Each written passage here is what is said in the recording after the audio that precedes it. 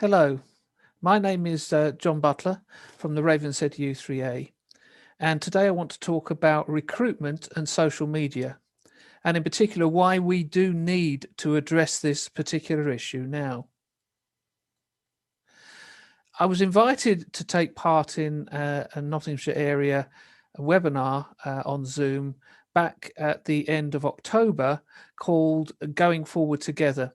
And part of that 2 hour long Zoom call, there was a presentation by Paul Martinez from the Carlton and Gedling area U3A, who is also leading a U3A recruitment study group and pilot on providing guidance on how to use social media.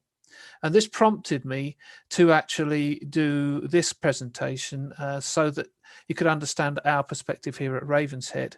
So I'm going to play edited highlights of what Paul actually said, which I think sets the scene for the remainder of my presentation. So hopefully this will work. I don't need to tell you how difficult COVID has been for us. But I'm afraid I'm going to have to load on the misery a bit and say, actually, things are worse than you thought, okay? And things are worse than you thought because of some long-term trends affecting our U3A membership. And this shows the proportion of U3A members aged under 65. Now, you know that we don't routinely collect this information. You don't collect it as part of your submission to U3A. So the only reason that we really know about our membership is through the successive national surveys. And if you look at this graph, in 2001, we had about 21% of members, U3A members nationally were under 65. In 2009, that had gone down to 18%. In 2019, it's 7%, okay? So we actually, in addition to the problem of COVID, we actually have a problem of our aging membership, and that may also be related to a second issue, which is this is the national growth rate of membership, and you can see that in 2011 we were growing nationally at a rate of about almost 10% a year. By 2019, that had gone down to 3.3%. Now, it's still growth, but you can see that the growth has flattened off a bit. Now, going back to my previous slide, this issue about the aging of our membership is not, I think, unrelated to the fact that most U3As will tell you that their most effective and efficient mode of recruiting new members is via word of mouth. Okay, it's a truism. Word of mouth, oh, it's great. It doesn't cost anything, and we've tried all these other things, and word of mouth works best. Well, there is a problem with word of mouth, and that is that when you use word of mouth as your primary recruitment method, you recruit people who are in the same image as your current membership, and as your current membership gets older, so do the new members that you. The point is. That this is true of any voluntary organization. If you recruit primarily through word of mouth, you are likely to find that your membership is getting older. And one of the reasons for trying to do things now is that we have no choice, given COVID, but to explore ways of recruiting people online, and also to explore ways of converting more of our offer to online activities. When we do some market research on our prospective new members, that's to say people in the 55-year-old plus age group, what do we find? Well, we find that actually, not surprisingly, most of them have far greater internet skills than probably is the case of the generality of our membership. And secondly, that most of them are actually pretty interested in exploring new things, developing new skills, acquiring new knowledge, and meeting new friends. Okay, that's all great. But how are they going to do this? Well, primarily, they're going to do this online. Okay, they're not going to go to a meeting. They're going to actually search the internet for their opportunities. And so whether COVID or not, we actually have to think carefully about the way that we're making our offer available to these younger members. setting up a Facebook page, well, you've probably all seen loads of guys on setting up a Facebook page.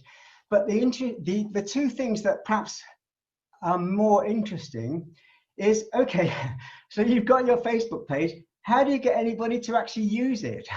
One of the problems that I discovered in talking to a group of U3As from South Yorkshire is that a lot of U3As have got Facebook pages, but often those Facebook pages are primarily oriented towards the existing members. They're not actually oriented towards external visitors or new members. And also they didn't seem to have a very clear strategy on how to generate traffic, how to generate more people using the Facebook. So that's a guide there. And there's a further twist, which is that it's actually quite easy to use Facebook to do advertising. And basically, Facebook is the social media medium of choice for people in age 55 plus. Forget about TikTok, that's for youngsters. If you want to actually reach your social media users in our age group, actually Facebook is the primary way of doing that. If we are serious about trying to reach, shall we say, the newly retired or the prospectively retired, then we need to actually have imagery which actually shows the range of ages within our U3A, and also to demonstrate that our U3As are engaged in quite a lot of active activity rather than, as it were, contemplative or more passive forms of activity. We've never been in the situation that we're in. We've never actually had to cope with a situation where all our normal mechanisms to greet, welcome, induct, introduce, engage new members have actually been stopped. I mean, typically we did all these things through the public general face-to-face general meeting, and we can't hold those anymore. And in fact, let's face it, if a vaccine were to be developed and available tomorrow, it would still be many months, if not years, before we could start to have public face-to-face meetings again, given our age group. One last thing, people sometimes say, well, hang about, we're in the middle of COVID. We can't possibly start recruiting new members. Well, I would say there are, I think, three compelling reasons why we should think very, very seriously about recruiting new members, okay? One is that there is going to be a wave of people who are going to be quite reluctantly entering early retirement or leaving full-time work because of COVID over the next year to 18 months. Secondly, there are competitors. There are commercial competitors who have come into the marketplace and who are offering all sorts of courses, usually on a paid-for basis. Okay, and if we're invisible to our potential new members, then they're not going to come to us. They're going to go somewhere else, which is visible. And thirdly, back to the issue about getting online. Essentially, even if COVID were to disappear tomorrow and we could rush around and go back to normality, okay, we would still need to address the issue that the people who are retiring now and in the future are likely to be looking for their opportunities for a fulfilling and interesting and enjoyable retirement. They're going to be looking for those opportunities online, and that means we really have to address that issue. Okay. So clearly there is some key points there that we need to draw on, and I want to recap those right now, which is firstly that the U3A membership is aging and growth is stalling. The point made that word of mouth only attracts people of a similar age to us in the current average age group for the U3A.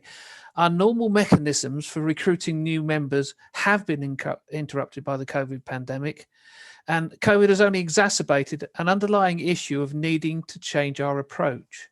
And finally, Yes, there will be a new wave of people who will reluctantly be leaving full-time work because of COVID, and they become prime targets for us to look at in terms of recruiting them into the U3A movement and taking part in our events and various things that are going on, either virtually or eventually physically face-to-face. So change is required. And I think the thing I'd like to point out is that our next tranche of members won't be baby boomers. Okay, they will be the less numerous Generation X's who come on from born from about 1965 onwards.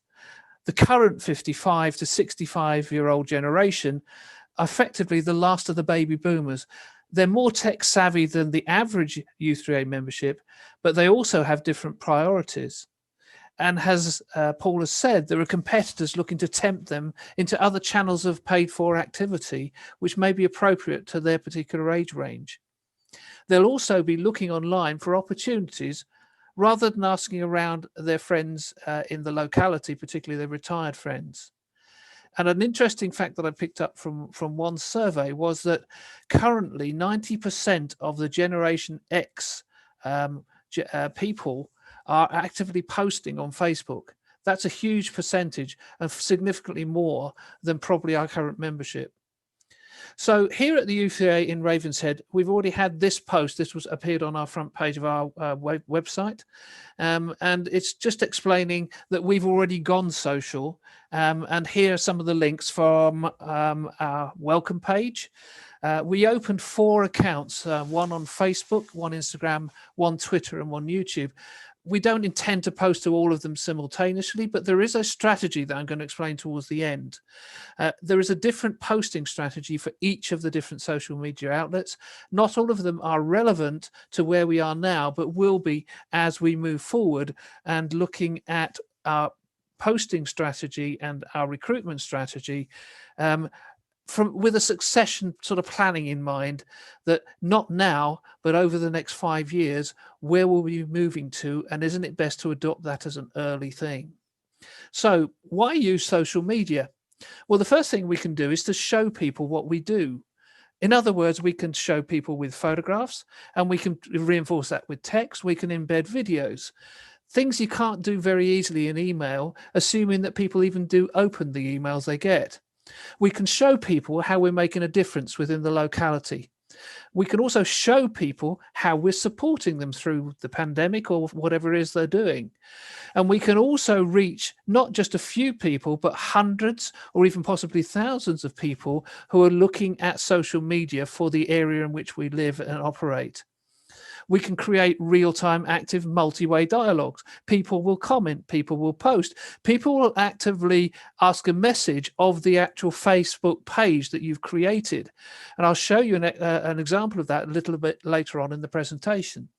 We can promote our core values like self-help learning and also mutual aid, because we want to get the message out there about the ethos of who we are as an organization. So why some social media strategies fail is they don't have a clear purpose. They're not speaking to the most relevant online audience. They aren't on the right social media platform for giving the views and sharing the idea. And sometimes, it's probably lesser, but I'll mention this, they aren't being posted at the right time or the right day during the week. So creating a social media strategy, we have to get to understand why we are posting. Who are we trying to reach? Where is the best place to post? And when is the best time to post? So I'm going to address some of these issues as we go along. So first one, why are we posting? Well, firstly, to reach new future members. That's what recruitment is about. To reach existing members who prefer to use social media over email or word of mouth. There are people out there in our current membership profile. To build an audience of followers who refer others to us. This is quite interesting. I had a recent one from a lady who spotted our U3A Facebook page and actually tagged it to her mother to say, you need to join this organization. And she was clearly a lady, probably in her 30s or 40s, telling her mum that she ought to be in contact with the U3A. To reach and respond to people in real time.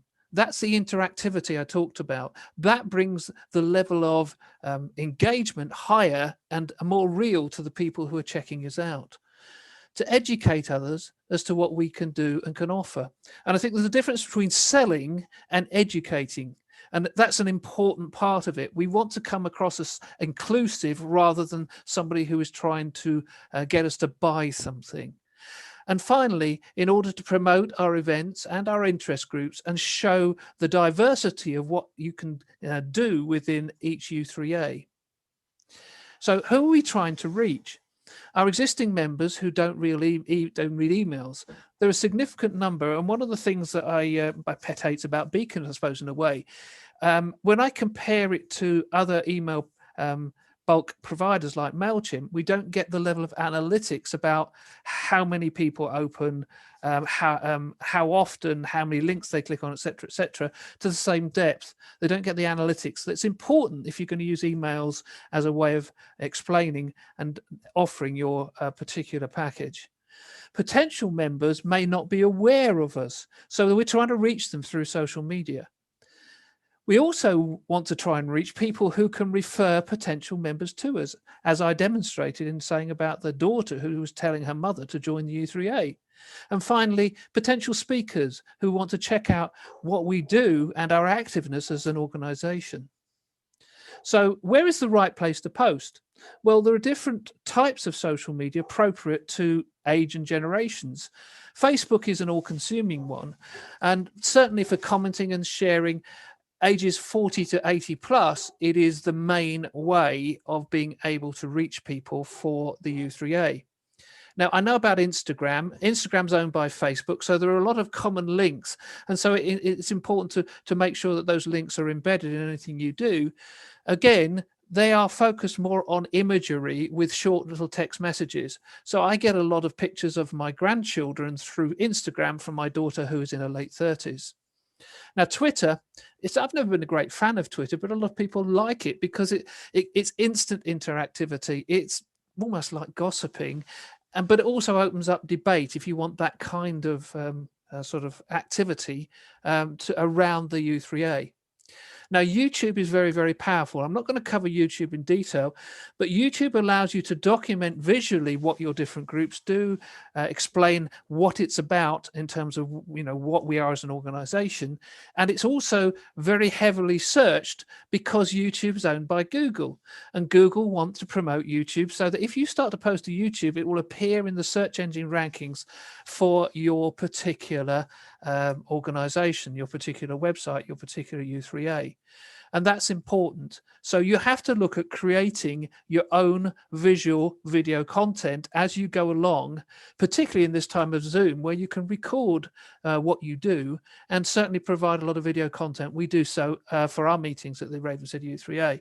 And finally, a local group. Within Ravenshead, we're about 6,000 residents in the village. We have a local group that promotes local businesses, local community, and local jobs and the like. With 6,000 residents, and we've got 2,900 active people following that particular group. That's half of Ravenshead follow the local group. Well, if you rule out the number of children in the household, that's pretty much every damn adult. So it's a very significant way of being able to generate interest and provide information in the U3A. And I'm sure that your local area as a U3A will have the same. So how does posting online work? Well, the big player, as you probably have already noticed, is Google. Now, Google's a search engine, but effectively the internet is like a spider's web of connections. And the number of interconnected sites, websites that you have, sites like Facebook or YouTube, they interconnect. And if you refer one to another, you create an increased level of visibility online. Your level of activity is monitored by what they call robots. Okay, they go around searching the internet to try and connect all the various things, and what they do, both Google and Facebook use the rankings that are generated from those robots, okay, to create a ranking, and the higher you rank, the more that you get noticed. So the first thing, a point I want to make about this, and this is where there's a change of thinking required, and Paul alluded to that about, he talking about most of the Facebook sites tend to reflect or mention what's happening for the existing members rather than looking at it as a way of being able to use it in a recruitment strategy to bring people on board. So I'm going to reinforce this point. Amateurs post reactively and inconsistently. Professionals plan, strategize, and schedule their posting on the social media. So how do we do that? Well, social media requires active response and management. And this is an example from a website that, sorry, not a website, a Facebook page that I manage on behalf of my local sailing club at Sutton in Ashfield Club. And there you can see I've probably, as secretary of the sailing club, received 2 to 3 emails in the last 3 months directly, let's say, interacting with me, asking information, etc. In the same time, I've had far more than that for people messaging the admin on our business Facebook page. And that's the difference. Once you set up a business Facebook page, you're in a position where you get a lot of analytical tools and the ability to turn it into far more than what the average punter would see as being the value of a Facebook page. And this is a page specifically created for our U3A, the same way this is the one for our sailing club. So what should we post about? Well, the first thing I would say is always have images available.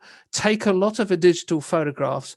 The better quality, the best, is done when using proper cameras. But about photographs, it's about capturing the moment. So photographs of anything going on within U3A, you need to have a store of them ready to use in your social media posting. 80% of posts should be non-promotional, provide interesting or educational content, because people don't like being sold, but they like to feel as if they're engaged. And so the ethos of the U3A is about providing interesting educational content, etc., etc. And then the 20% of the rest of the post should be about promoting your business as such, and or promoting the U3A, about the events that you do, and about interest groups that are live and things that are happening. So it turns into a view. People can look in and see, what are the U3A doing? And this is something that's going to engage them. You need to draw them in. And of course, the content and what you post is vital. So how do we define what our potential future members might be looking for? This is a different strategy than most people are thinking about right now within their U3A. So I've been doing digital marketing for some time, and some things I've learned, and I've paid lots of money over the periods that I've been involved with this to get the right kind of information. So what you have to do in digital marketing terms is to create what we call profiles or avatars. In other words, defines your target market. How old are they? What interests them? What are they doing now? What could they gain from the U3A? And how do they prefer to communicate? Is it email or through social media? And what are their challenges, pain points, and objections? Now, I've created a couple just to give you an example. The first one is for a lady called, say, Jenny, age 72, and you're looking at, what are her goals and values right now? A happy and fulfilling retirement, time with family and grandchildren, following hobbies and passions, being alive next year, and also travel and holidays when that's possible. So you look at that, and what are the challenges and pain points that Jenny has? Well, her health's in decline. She loves meeting people with similar interests, and that's finding it difficult.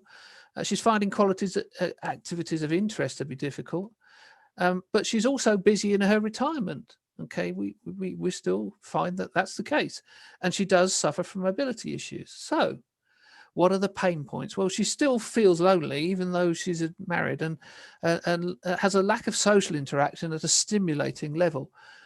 She watches too much daytime television and considers herself to be overweight and unfit.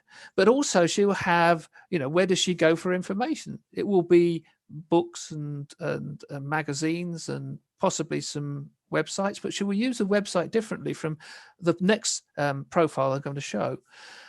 She'll have objections to her role in terms of how would she want to be involved with the U3A. She'd have to be convinced it's worth it.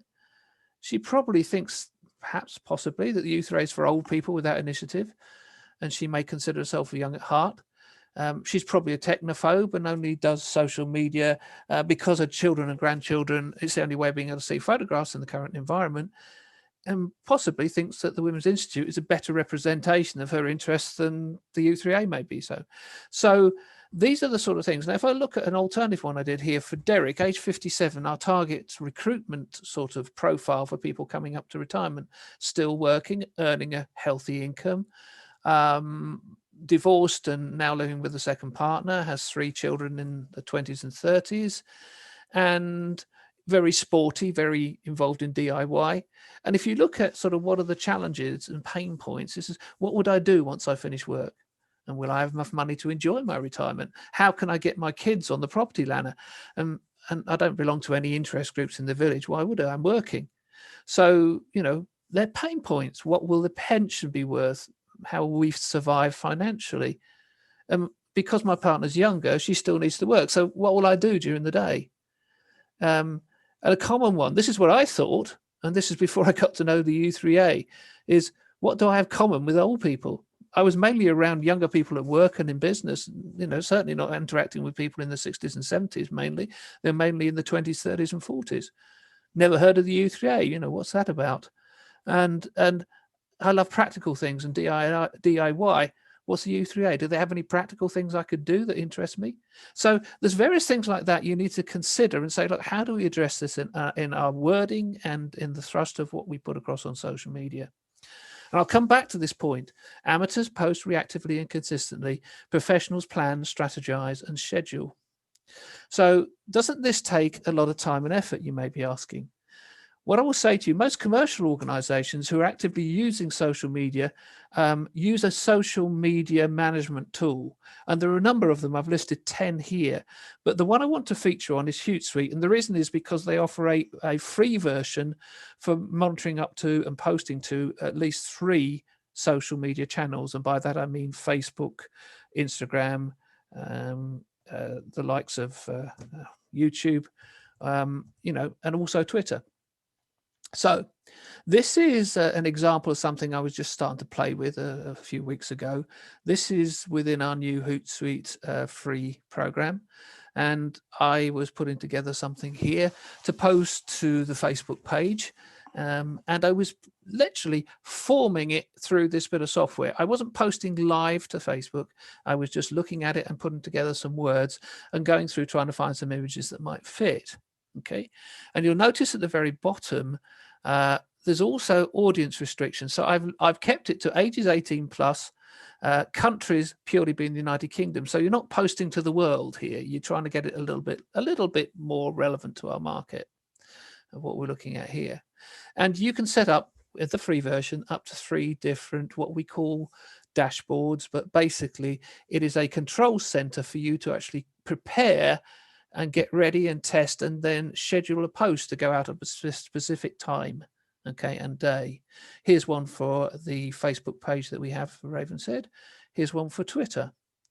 And here's another one for Instagram, which I haven't set up yet because I didn't deem that to be the priority, because we wanted to look at the Facebook page and the Twitter accounts as being the 2 to kick off with. Instagram will come later, but I said earlier that's owned by Facebook, so there are interactions where you can cross post to those anyway. So coming back to the point I want to make, social media strategy is about planning, strategizing, and scheduling what you do. So this is, you can use Hootsuite to post to multiple social media streams at once. So you'll notice at the top here, Ravenshead Facebook group, Ravenshead Twitter, Ravenshead Instagram. Same message. Now, bearing in mind that on the the Twitter page, you only have up to 280 characters in total. In Instagram, it has to be even shorter than that because the primary method of distribution of Instagram is visual. So here's one that I would also look. Twitter define things by actual places, like Ravenshead. Facebook allow you to define it even further. You can basically define it by postcode areas. Facebook allows us to put in Ravenshead postcode, which is NG159, But you could add to that others in the vicinity, such as Mansfield, Kirkby, Sutton, and also Hucknall, or even Gedling, so that you could actually capture or narrow down your target for how you want these posts to be received by the Facebook users. So here I'm going to do is just talk you through, yes, the next part, which is the scheduling. You can schedule each individual account, so Facebook, Twitter, Instagram, whichever of the three you choose, and you can put a time and a date for the post to go out. So you create it and then you post it. Okay, not all of these facilities are available in the free version, but I just wanted to show to you this is what professionals do. They plan and strategize, and they create the various things that they want to say in advance in this particular type of platform. So this is one I created for Christmas for our U3A. Firstly, it's going out to the Facebook group and also to the Twitter account. I've done and written the text here. I've found a royalty-free stock image representing Christmas. That doesn't create any problems. It's totally free, and it's also royalty-free. And so that's what it would look like in a Facebook page. This is what it would look like in Twitter. You'll notice that I've categorized it only to go out to Ravenshead area for the Twitter, and I've kept it to the NG159 postcode for Facebook. If I move on and show you the next aspect, here it is in detail. You can see how I've composed it, and all this is done before it even hits the Facebook or the Twitter accounts. So there is that part of the platform shows you this is what I had in drafts. I'm playing with the whole thing. I'm setting this up right now for the Ravenshead U3A. And you can see that the first of these coordinated posts has just gone out. This is to the Ravenshead U3A Facebook group. This is to the Twitter account. And this is how they look as I pick them up off my phone and save the screenshot. So the branding is the same. We're using the new U3A branding, as you can see. We're also keeping it consistent. We're trying to keep the message positive. We're trying to promote at the same time, welcome people. We're talking about what we're doing in 2021, but we're also talking about our next event, our next virtual event we call a Click and Meet on Tuesday, the 12th of January. And so this is Ravenshead U3A. We've gone social on 4 channels, of which 2 we're focusing on, and the YouTube will catch up as we develop our own content. Bearing in mind that needs to be legally compliant in terms of using imagery and also using any soundtracks that you have to put on. But we've already done some, which we used in our last Click and Meet, a feature on our gardening group, and also a wine recommendations, as you can see here, for the Christmas season. So hopefully, this is only the beginning of our success story in terms of using social media. And what I want to do is to encourage you as a U3A person involved with the whole aspect of recruitment and social media to take a good look at what we've done here and see how it would be relevant to you. This is John Butler. Thank you.